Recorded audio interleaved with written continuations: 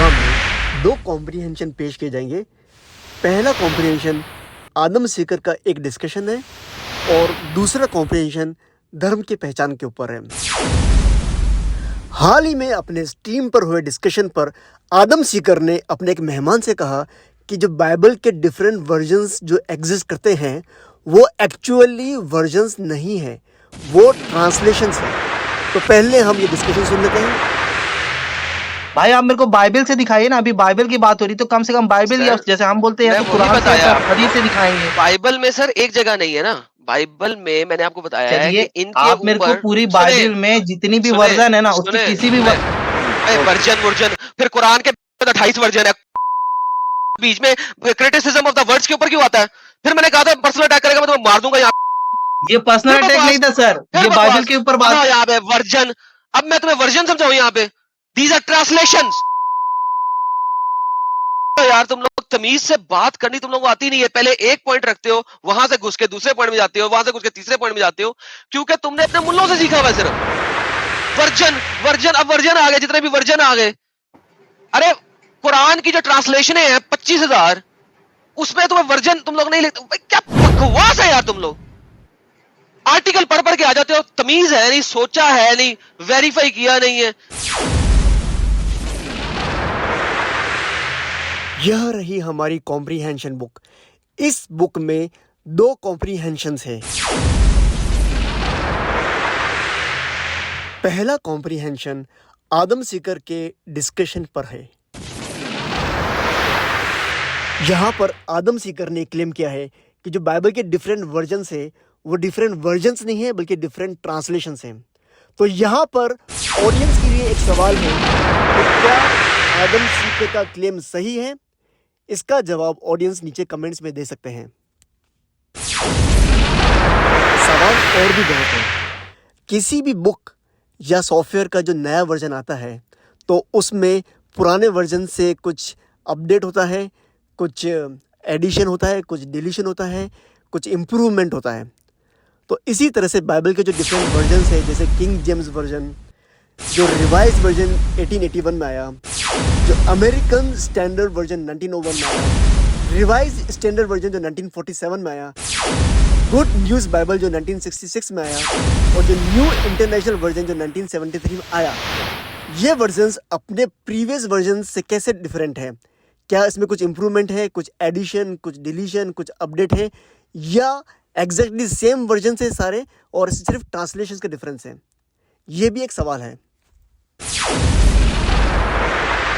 एक सवाल यह भी है कि जो ओरिजिनल ग्रीक मैन्युस्क्रिप्ट थी उसमें कुछ वर्सेस थे, उसके बाद किंग जेम्स वर्जन में बहुत एक्स्ट्रा वर्सेस थे, उसके बाद अभी जो स्कॉलर्स रिवाइज कर रहे हैं वर्जन्स, जो नए रिवाइज वर्जन्स ला रहे हैं उनमें काफ़ी वर्सेस डिलीट कर रहे हैं। रीज़न ये है कि वो स्कॉलर चाहते हैं कि ओरिजिनल मैन्युस्क्रिप्ट से मैच कर जाए। तो अब ये सवाल उठता है कि कौन सा वर्जन एक्सेप्टेबल है, कौन सा बेस्ट है? किंग जेम्स वर्जन जिसमें एक्स्ट्रा वर्सेस है वो अच्छा है, या अभी जो स्कॉलर्स रिवाइज करके वर्सेस डिलीट कर रहे हैं और ओरिजिनलिटी लाने की कोशिश कर रहे हैं वो बेस्ट है? और एक मज़ेदार सवाल यह भी है कि वर्ड ट्रिनिटी किसी भी वर्जन में एग्जिस्ट नहीं करता है। किंग जेम्स वर्जन में gospel of John chapter number 5 verse number 7 में एक वर्स है जो ट्रिनिटी से मिलता जुलता है, एग्जैक्ट वर्ड ट्रिनिटी उसमें भी नहीं है। तो अभी एक मूवमेंट चल रहा है किंग जेम्स ओनली वर्जन, क्योंकि किंग जेम्स वर्जन के अंदर ही जो ट्रिनिटी से मिलता जुलता वर्स है वो एग्जिस्ट कर रहा है, लेकिन सारे रिवाइज वर्जन में से वो वर्स हटा दिया है क्योंकि वो ओरिजिनल ग्रीक में नहीं था। इसलिए अभी जो मूवमेंट चल रहा है King James only version movement, to prove that King James version is the best version, ताकि क्रिश्चियनिटी का ट्रिनिटी का कॉन्सेप्ट कहीं से तो प्रूव किया जा सके। यहाँ पर आदम सीकर के लिए भी दो ओपन क्वेश्चंस हैं। पहला ये है कि वो अपने क्लेम को प्रूव करें कि जो बाइबल के डिफरेंट वर्जन है वो वर्जन्स नहीं है, वो ट्रांसलेशन है। और दूसरा ये है कि किसी भी वर्जन से वो ट्रिनिटी को नहीं प्रूव कर सकते। तो अगर ट्रिनिटी खत्म तो क्रिश्चियनिटी खत्म। तो आदम सीकर और डिफरेंट क्रिश्चियंस के लिए ऑप्शंस क्या है? वो लोग जुडाइज्म में नहीं जा सकते क्योंकि वहाँ पे जीसस क्राइस्ट नहीं है। वो लोग हिंदुइज्म में नहीं जा सकते क्योंकि वहाँ पर ट्रिनिटी से 10 कदम और आगे जाना पड़ेगा। अब बचा सिर्फ इस्लाम। इस्लाम एक ऐसा रिलीजन है जहाँ पर ऑलमाइटी गॉड भी है, तौहीद है, जीसस क्राइस्ट है, सच्चाई है, कामयाबी है। इस्लाम एक ऐसा रिलीजन है जो दुनिया का सबसे पहला इंसान आदम अलैहिस्सलाम इस रिलीजन पैदा हुए थे। आज भी हर इंसान इसी रिलीजन पैदा होता है। अब मैं आपके सामने दूसरा कॉम्प्रिहेंशन रखूंगा और कुछ सवाल रखूंगा। ऑडियंस उन सवालों के जवाब कॉम्प्रिहेंशन के बेसिस पे और अपने रैशनल सेंस से कमेंट्स के अंदर उसका जवाब दे सकते हैं। यह रहा कॉम्प्रिहेंशन आपके सामने। सारा गेम इंटेलिजेंस का है। हम सबकी कुछ सवालों पर लड़ाई है जिसका जवाब हमारे क्रिएटर ने नो में दिया है। हम इस बात पर लड़ते हैं कि मेरा क्रिएटर अलग और तेरा क्रिएटर अलग। इसका जवाब हमारे क्रिएटर ने नो में दिया है। हिंदू ब्रह्म सूत्र कहता है एकम ब्रह्म द्वितीया नास्ते नहना नास्ते किंचन। यहाँ पर नास्ते मतलब है नो, नह मतलब है नो और ना मतलब है नो। एक ही भगवान है, दूसरा नहीं है, नहीं है, नहीं है, जरा भी नहीं है। यहाँ पर नो 4 बार आया है। यहूदी और ईसाई की किताब book of Exodus chapter number 20 verse number 3 कहता है you shall have no other god besides me. यहाँ पर भी नो आया है। और कुरान कहता है ला इलाहा इल्लल्लाह। यहाँ पर भी नो आया है। ला मतलब होता है नो, नहीं है कोई इलाह मगर अल्लाह। यहाँ पर हमारा क्रिएटर कह रहा है नो, कोई दूसरा क्रिएटर नहीं है। ऐसा मत कहो कि यह मेरा क्रिएटर है और तेरा कोई दूसरा है। अब लड़ाई इस बात पर शुरू होती है कि जैसा मैं अपने क्रिएटर को इमेजिन करता हूँ वो सही है और तेरा इमेजिनेशन गलत है।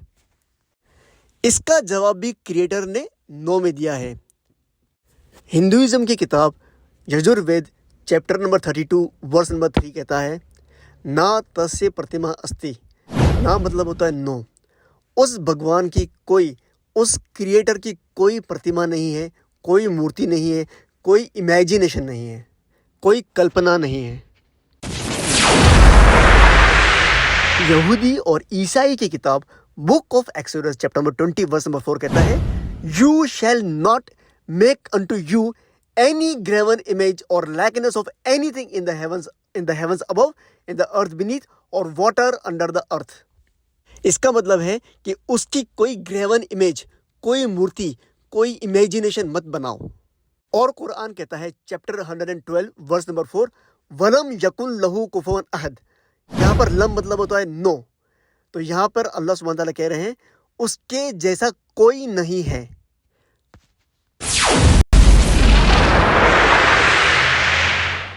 लेकिन हमारे कानों में घंटियां नहीं बजती है कि जो हमारा क्रिएटर कहता है कि मैंने सेम मैसेज सब किताबों में दिया है, तो वो अलग अलग कैसे हो सकता है। अब लड़ाई इस बात पर है कि तुम्हारा क्रिएटर आतंकवाद फैलाता है। कोई कहता है कि तुम्हारा धर्म हिंदुओं को मारने के लिए बोलता है, तो कोई कहता है कि तुम्हारा धर्म संसद में मुसलमानों को मारने को बोलता है।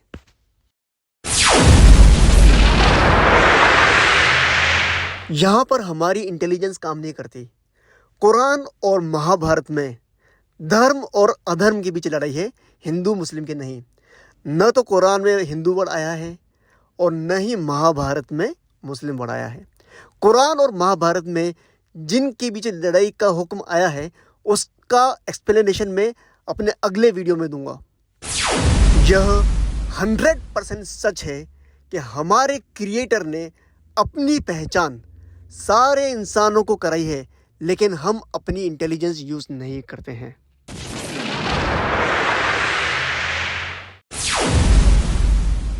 अब मैं आपके सामने इस कॉम्प्रिहेंशन के बेसिस पे कुछ सीधे सवाल रखूंगा और आपको अपनी रैशनल सेंस से उन सीधे सवालों के सीधे जवाब देने हैं कमेंट्स में।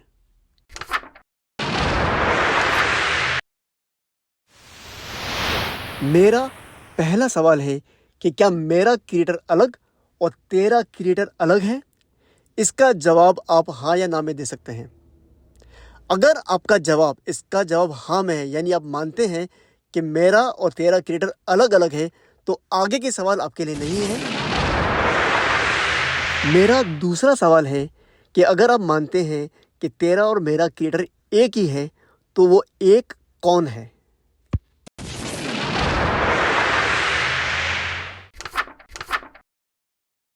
इसी से जुड़ा हुआ मेरा तीसरा सवाल है कि उस कॉमन क्रिएटर की पहचान क्या है? क्या उसकी पहचान यह नहीं होनी चाहिए कि उसको दुनिया का हर एक रैशनल इंसान पहचाने, उसके एट्रीब्यूट्स को दुनिया का कोई भी रैशनल इंसान अपने रैशनल सेंस से रिजेक्ट ना कर सके? मैं रिपीट करूंगा कि क्या उसकी पहचान यह नहीं होनी चाहिए कि दुनिया का हर एक रैशनल इंसान उसको पहचाने और उसके एट्रीब्यूट्स को हर कोई भी रैशनल इंसान अपने रैशनल सेंस से रिजेक्ट न कर सके? मेरा चौथा सवाल यह है कि जब हमारा क्रिएटर एक है तो उसका रिलीजन, धर्म, जीने का तरीका क्या एक नहीं होना चाहिए?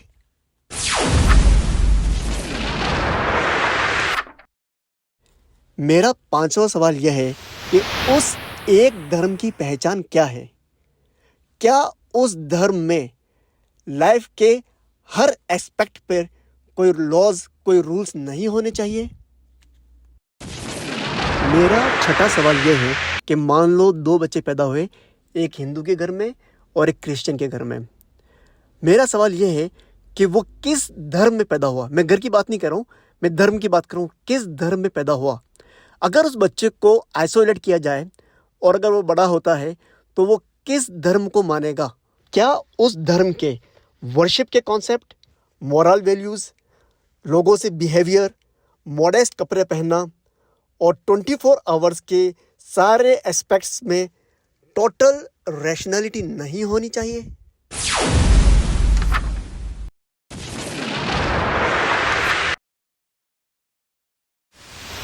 मेरा सातवां सवाल यह है कि सबसे पहला इंसान इस दुनिया का किस धर्म में पैदा हुआ था?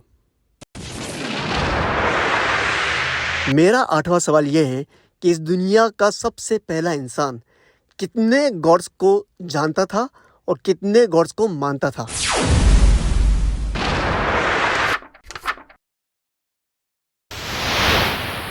मेरा नौवां सवाल यह है कि क्या आज की तारीख में इस दुनिया में गॉड की तरफ से कोई एक गाइडेंस की किताब नहीं होनी चाहिए जो गॉड का प्रॉपर इंट्रोडक्शन कराए, जिसमें कोई भी मिस्टेक ना हो, जिसमें एक भी कॉन्ट्रडिक्शन ना हो और जिसके डिफरेंट वर्जन्स ना हो? मैं रिपीट करूंगा, आज की तारीख में इस दुनिया में गॉड की तरफ से कोई भी एक किताब नहीं होनी चाहिए जो गॉड का प्रॉपर इंट्रोडक्शन कराए, जिसमें एक भी मिस्टेक ना हो, एक भी कॉन्ट्रडिक्शन ना हो और जिसके डिफरेंट वर्जन्स ना हो। मेरा 10वां सवाल यह है कि कौन सी ऐसी रिलीजियस किताब है जिसके कोई वर्जन्स नहीं है? आइए अब एक नज़र कुरान पे डालते हैं। Let's look at different copies of Quran from different countries. चलो इंडिया से एक कुरान का नुस्खा उठाते हैं। 和一份来自中国的古兰经。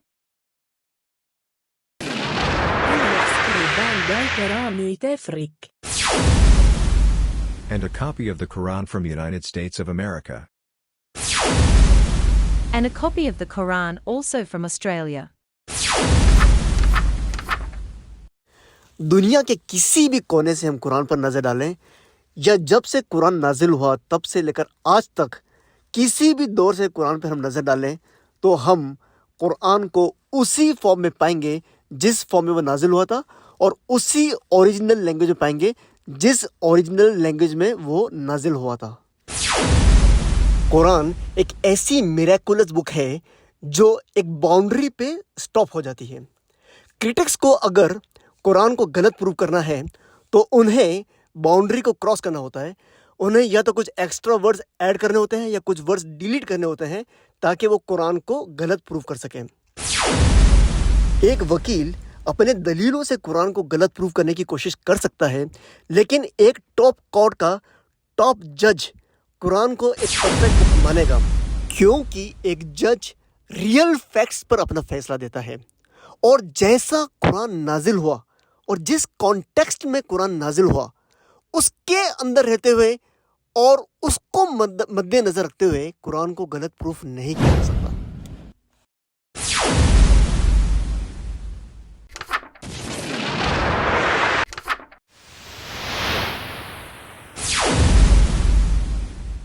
मेरा 11वां सवाल यह है कि क्या इंसान का रैशनल सेंस यह एक्सेप्ट करेगा कि उस गॉड की कोई वाइफ है, यानी कोई फीमेल पार्टनर है, या वो खुद फीमेल है और उसको कोई मेल पार्टनर है, या उसको कोई बच्चा है यानी कि बेबी गॉड है, या अगर उसको इमेजिन करे तो वो इंसान जैसा इमेजिन करे या उसको जानवर जैसा इमेजिन करे।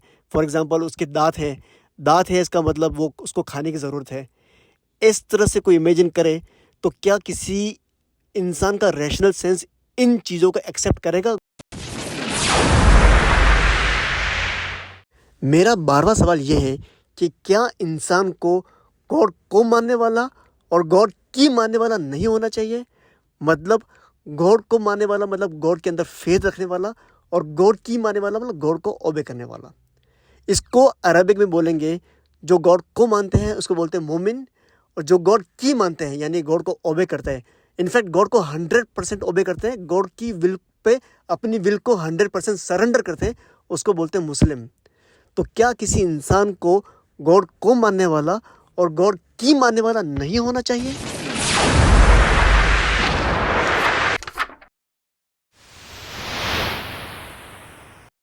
मेरा 13वां सवाल यह है कि कौन सा ऑप्शन बेहतर है? पहला ऑप्शन, क्या हम अपने रियल क्रिएटर को पहचानें और उसको ओबे करें, और दूसरा ऑप्शन ये है कि क्या हम वो करें जो हमारे बाप दादा हमारे फोर फादर्स करते हुए आए हैं, जो इमेजिनरी गॉड्स हैं उनको फॉलो करते चले जाएं। मेरा 14वां सवाल ये है कि क्या हम सबको एक क्रिएटर को ओबे करते हुए एक प्लेटफॉर्म पे नहीं आना चाहिए? क्या हम सबको एक क्रिएटर को ओबे करते हुए एक प्लेटफॉर्म पर आकर एक ब्रदरहुड में नहीं होना चाहिए? क्या हम सबको एक क्रिएटर को ओबे करते हुए एक प्लेटफॉर्म पर आकर एक ब्रदरहुड में रहकर आपस में एक पीसफुल हार्मनी से नहीं रहना चाहिए?